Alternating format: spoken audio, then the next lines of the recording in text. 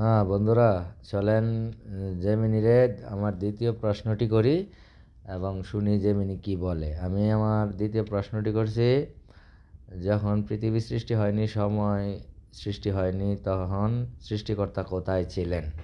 আসেন শুনি সবাই মিলে জেমিনি কি বলে।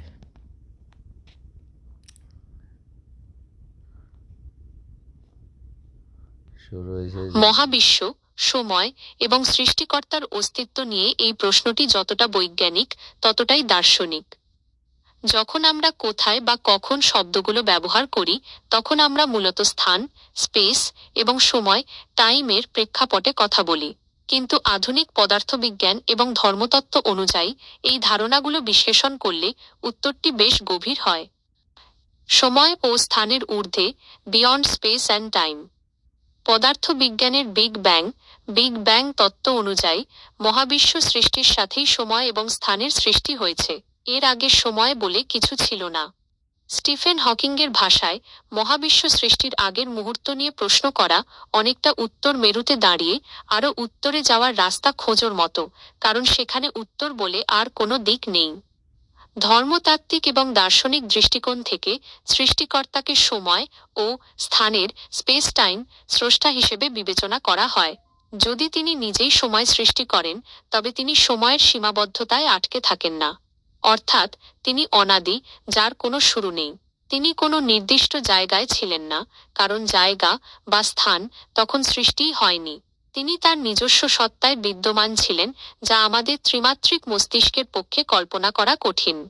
2. কারণ ও কার্যের নীতি, ল অফ কজালিটি। দার্শনিক যুক্তি অনুযায়ী প্রতিটি সৃষ্টির পেছনে একটি কারণ থাকে, কিন্তু সেই আদি কারণ, ফার্স্ট কজ বা সৃষ্টিকর্তাকে হতে হয় স্বয়ংসম্পূর্ণ। যদি সৃষ্টিকর্তার থাকার জন্য কোনো স্থানের প্রয়োজন হতো, তবে সেই স্থানটিকে সৃষ্টি করল, এমন অন্তহীন প্রশ্ন তৈরি হতো। তাই যুক্তিবিদরা মনে করেন, মহাবিশ্ব সৃষ্টির আগে সৃষ্টিকর্তা কোনো ভৌত জগতের ওপর নির্ভরশীল ছিলেন না। 3. পরম অস্তিত্বের ধারণা। বিভিন্ন আধ্যাত্মিক ব্যাখ্যায় বলা হয়, যখন কিছুই ছিল না, তখন শুধুমাত্র পরম অস্তিত্ব বা সৃষ্টিকর্তার নূর, আলো বিদ্যমান ছিল। বিজ্ঞান, কোয়ান্টাম ফিজিক্সের কিছু তত্ত্ব অনুযায়ী দৃশ্যমান মহাবিশ্বের বাইরেও সিঙ্গুলারিটি বা এমন এক অবস্থা থাকতে পারে যেখানে আমাদের চেনা পদার্থবিজ্ঞানের নিয়ম খাটে না। দর্শন, সৃষ্টিকর্তা মহাবিশ্বের ভেতরে বা বাইরে কোনো নির্দিষ্ট স্থানে সীমাবদ্ধ নন, বরং মহাবিশ্বই তার ইচ্ছার বহিঃপ্রকাশ। সহজ কথায়, সৃষ্টিকর্তা কোথায় ছিলেন, এই প্রশ্নের উত্তর আমাদের চেনা ভৌগোলিক মানচিত্রে পাওয়া সম্ভব নয়। তিনি সময় ও স্থানের স্রষ্টা হিসেবে এর বাইরে বা এর ঊর্ধ্বে বিরাজমান ছিলেন। যেমন একটি উপন্যাসের লেখক গল্পের চরিত্রের মতো বইয়ের পাতার ভেতরে বাস করেন না, কিন্তু তার অস্তিত্ব ছাড়া গল্পের কোনো অস্তিত্ব নেই। মহাবিশ্বের উৎপত্তি নিয়ে বিজ্ঞানের বর্তমান গাণিতিক মডেলগুলো কি আপনার কৌতূহল মেটাতে পারে, নাকি আপনি এর পেছনে কোনো নির্দিষ্ট দার্শনিক ব্যাখ্যা খুঁজছেন?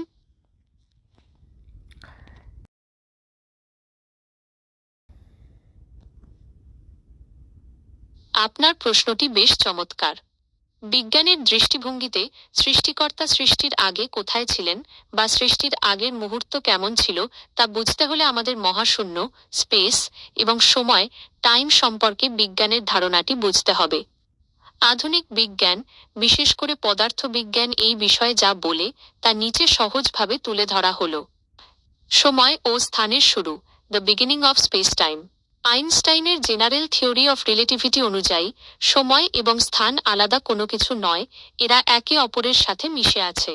বিগ ব্যাং তত্ত্ব অনুসারে প্রায় 13.8 বিলিয়ন বছর আগে যখন মহাবিশ্ব সৃষ্টি হয়, ঠিক সেই মুহূর্তেই সময় এবং স্থান, স্পেস জন্ম নেয়। বিজ্ঞানের যুক্তি, যদি বিগ ব্যাংয়ের মাধ্যমে সময়ের শুরু হয়, তবে তার আগে বলে কিছু থাকা গাণিতিকভাবে অসম্ভব, কারণ আগে শব্দটাই সময়ের সাথে যুক্ত। স্টিফেন হকিং বলতেন, মহাবিশ্ব সৃষ্টির আগের মুহূর্ত নিয়ে প্রশ্ন করা অনেকটা উত্তর মেরুতে দাঁড়িয়ে আরও উত্তরে যাব কিভাবে তা জিজ্ঞেস করার মতো, কারণ উত্তর মেরুই হলো উত্তরের শেষ সীমানা। 2. সিঙ্গুলারিটি। বিগ ব্যাং এর ঠিক আগের অবস্থাটিকে বিজ্ঞান সিঙ্গুলারিটি বলে। এটি এমন এক বিন্দু যেখানে মহাবিশ্বের সমস্ত ভর অসীম ঘনত্বে ঘনীভূত ছিল। এখানে আমাদের পরিচিত পদার্থবিজ্ঞানের কোনো নিয়ম, যেমন মাধ্যাকর্ষণ বা সময় কাজ করে না। বিজ্ঞান এই সিঙ্গুলারিটির পেছনের কারণ বা কারিগর সম্পর্কে সরাসরি কোনো মন্তব্য করে না, কারণ সেটি পরীক্ষাগারে প্রমাণ করা সম্ভব নয়। 3. মাল্টিভার্স এবং কোয়ান্টাম ফ্ল্যাকচুয়েশন। কিছু আধুনিক বিজ্ঞানী মনে করেন আমাদের মহাবিশ্ব সৃষ্টির আগেও অন্য কিছু থাকতে পারে, যেমন মাল্টিভার্স থিওরি। আমাদের মহাবিশ্ব হয়তো অন্য কোনো বিশাল জগতের অংশ, যেখানে প্রতিনিয়ত নতুন নতুন মহাবিশ্ব সৃষ্টি হচ্ছে। কোয়ান্টাম ফ্ল্যাকচুয়েশন, শূন্য থেকেও শক্তি বা কণা উৎপন্ন হতে পারে। এই তত্ত্ব অনুযায়ী কোনো এক শূন্যতা, কোয়ান্টাম ভ্যাকিউম থেকে মহাবিশ্বের জন্ম হতে পারে। 4. বিজ্ঞানের সীমাবদ্ধতা। বিজ্ঞান মূলত কাজ করে কিভাবে হাউ সৃষ্টি হয়েছে তা নিয়ে, কিন্তু কেন, ওয়াই বা কে করেছে, এই প্রশ্নগুলো বিজ্ঞানের পরিধির বাইরে। বিজ্ঞান এখনো জানে না যে সিঙ্গুলারিটির আগে কি ছিল।